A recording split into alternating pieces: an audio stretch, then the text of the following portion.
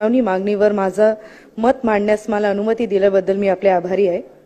विदर्भ मराठवाड्यातील शेतकऱ्यांना व पशुपालकांना शेतीविषयी इतर उत्पन्नाचे खात्रीशीर स्त्रोत उपलब्ध व्हावे यासाठी विदर्भ मराठवाडा दुग्ध विकास प्रकल्प पहिला टप्पा राबवण्यात आला होता। पहिल्या टप्प्याच्या अंमलबजावणीवर दरम्यान प्रकल्पाच्या कार्यक्षेत्रातील दूध संकलनात 3 लाख वरून 5 लाख लिटर प्रति दिवस इतकी वाढ झाली। याशिवाय पशुपालक पूरक व्यवसायातही वाढ झाल्याने पशुपालकांना उत्पन्न वाढ झाली आहे। हा अनुभव विचारात घेऊन प्रकल्पाचा दुसरा टप्पा राबवण्यास शासनाने मान्यता दिली आहे। या टप्प्यात विदर्भात मराठवाड्यातील सर्व 19 जिल्ह्यांचा समावेश करण्यात आला आहे। तथापि यासाठी कोणतीही आर्थिक तरतूद करण्यात आली नाही।